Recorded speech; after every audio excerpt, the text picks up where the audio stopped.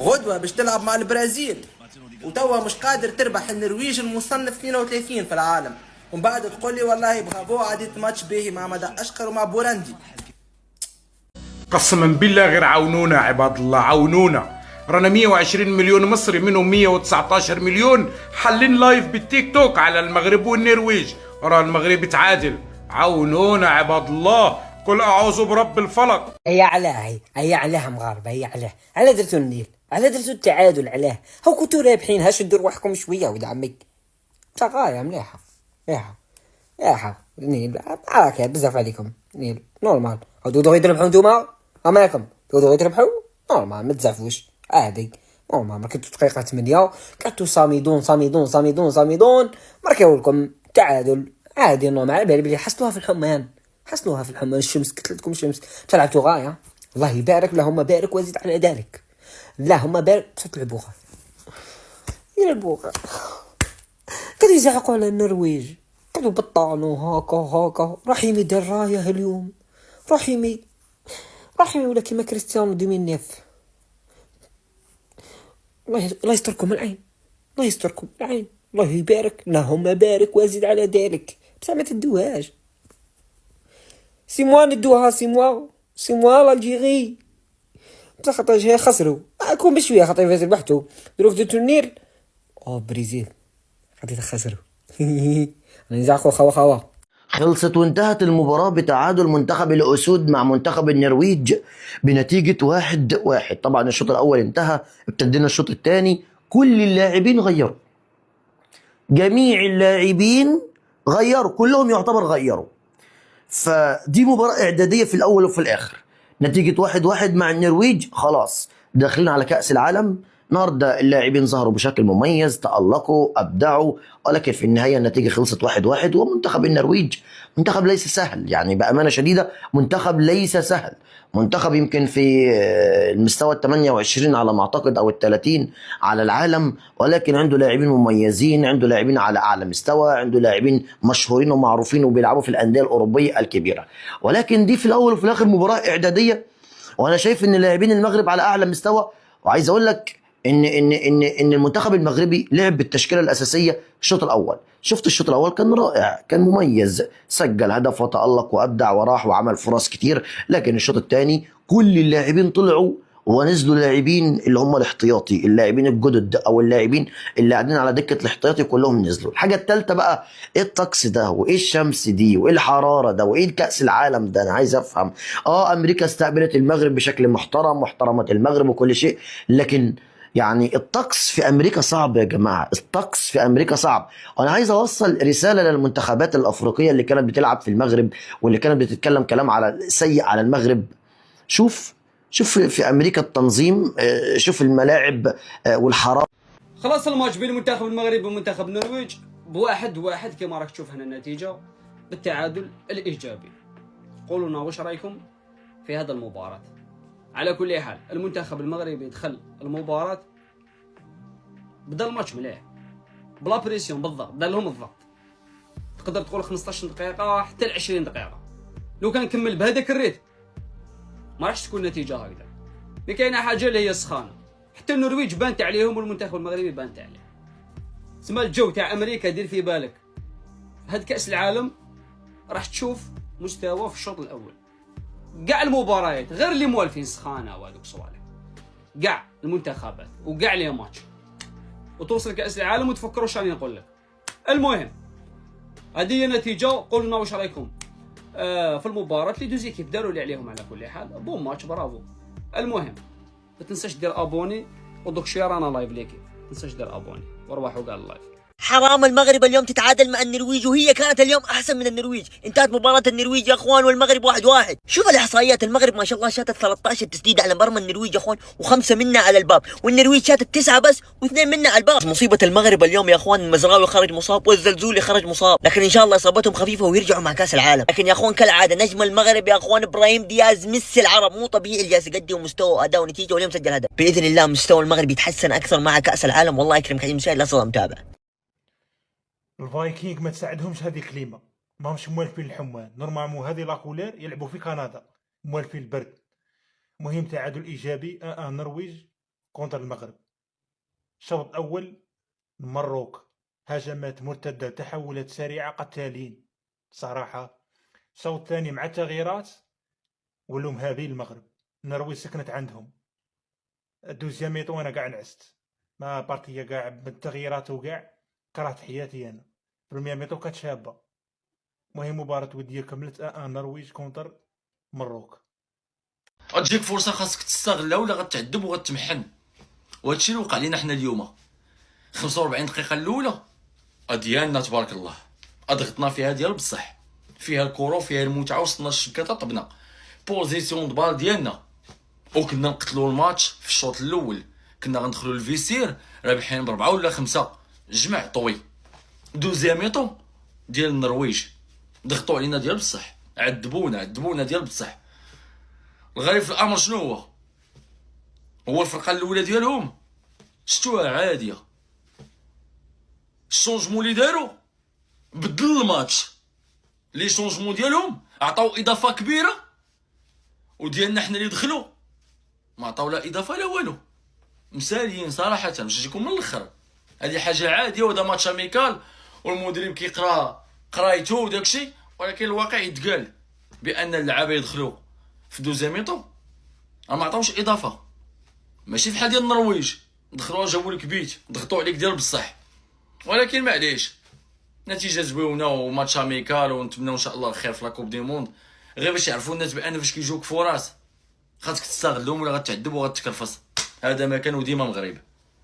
شي اخيب حاجه وقعت، واللي هي بالنسبه لي النقطه السلبيه الوحيده في هذه المباراه اللي تعادل فيها اليوم المنتخب الوطني المغربي ضد النرويج بنتيجه 1-1، هي الاصابه ديال عبد الصمد الزلزولي، اللي من هذا المنبر هذا كنوجه ليه رساله، واللي انا متيقن المغاربه كاملين غادي يدعيو معاه في التعاليق، هي الله يشافيه والله يرجعوا لينا في اقرب وقت ممكن. ان ما باقي يعني داكشي اللي شفنا في المباراه انا بالنسبه ليا ايجابي في ايجابي في ايجابي ان شاء الله. الشوط الاول رائع، ريتم، تكتيك، انضباط، تشكيله واعره عجبتني بزاف، واللي بصراحه كنتمنى على ان الزلزولي يكون مازال حاضر معنا في المونديال، واللي كنتمنى على ان ما تكونش عنده شي اصابه صعيبه، لان الزلزولي لا يعوض. انا بالنسبه لي لا يعوض حاليا.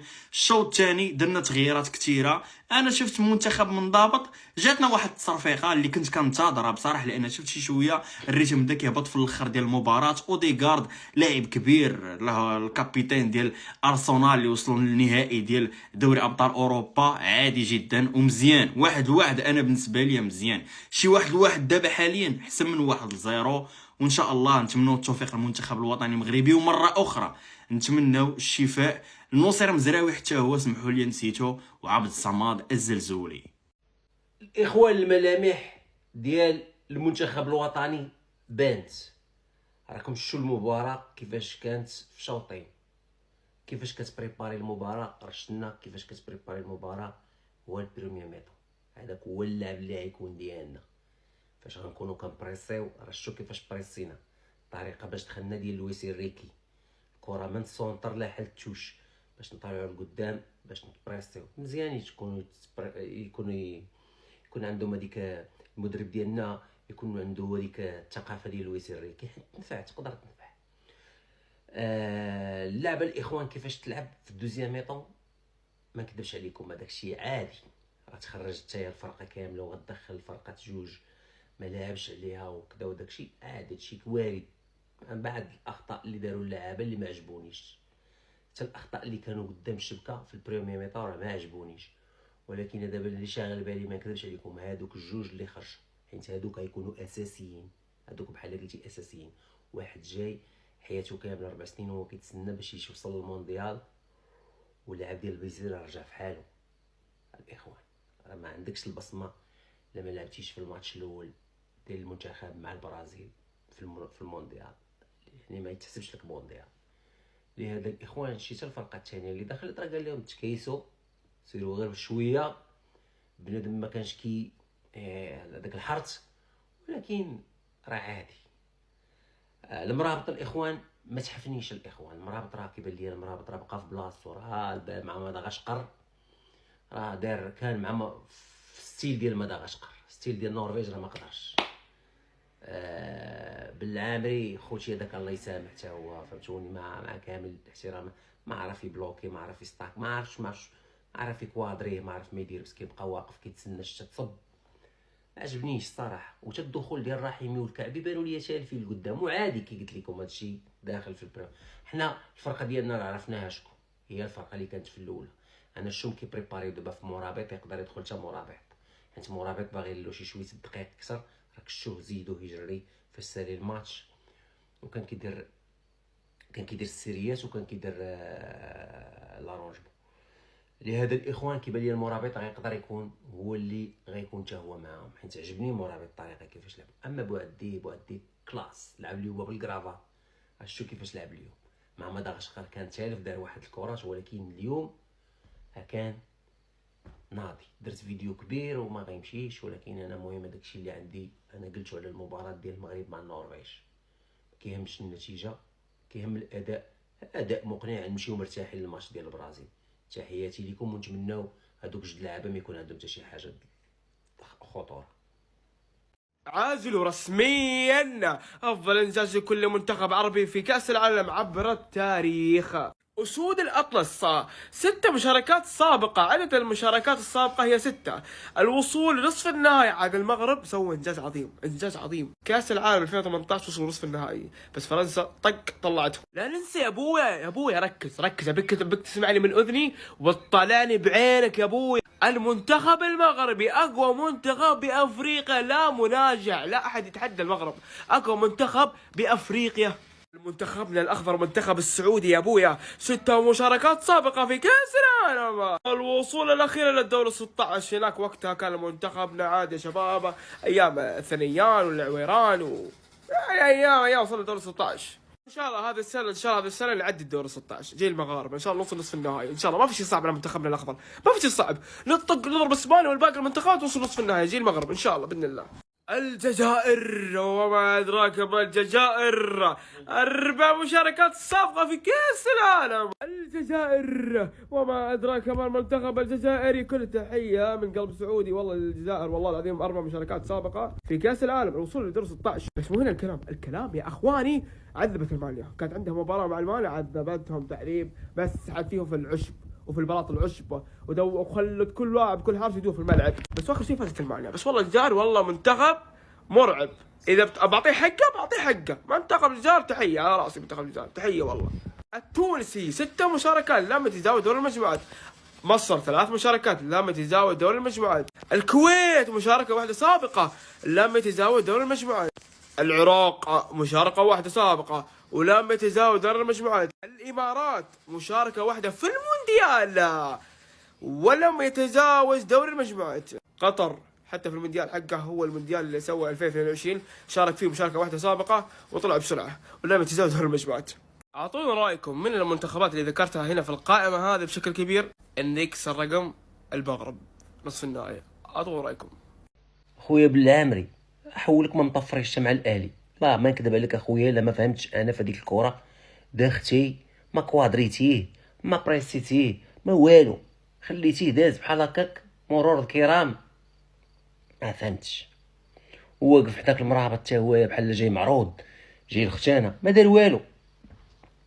بلا ما نشوف اهم حاجه الفرقه اللي غتلعب الماتش المباراه الرسميه راه بانت وضاحت، راه بانت هي اللي كانت في الشوط الاول. نقدر نقول لكم الاخوان مرابط يتزاد عليها مرابط. بوعدي دار ماتش واعر، كيفاش كيحيد الكره للعابه من رجليهم بوعدي واعر. هذاك لاكاليتي ديال لاكاليتي وقف ليا وسط الميدان، عجبني في وسط الميدان الصراحه. اما المرابط خويا الله يسامح، اليوم راك كنتي كدور كتشير اخويا، ما عندك والو، ما عندكش. انا خوتي راه ديك الماتش اللي ديال الخطره اللي فاتت مع مدغشقر راه ما دار والو. دابا هادشي اللي كاين الاخوان، ما كاين حتى شي جديد. اما هذا مسكين الله يسامح، هذا بلا ما نعولوا عليه. عنيني اخويا، نعس ليا مراساتك وارتاح ليا مراساتك، نتمنى ما نحتاجوكش. ما دوك جوج لعابه اللي تبليساو ونتمنى من الله ما يكونش عندهم شي بليسور، هادوك بجوج بهم اخويا خالعيني ديال بصح. حيت رحيمي القدام الله يسامح فاش دخلوا راه بان ليا تحياتي لكم الإخوان.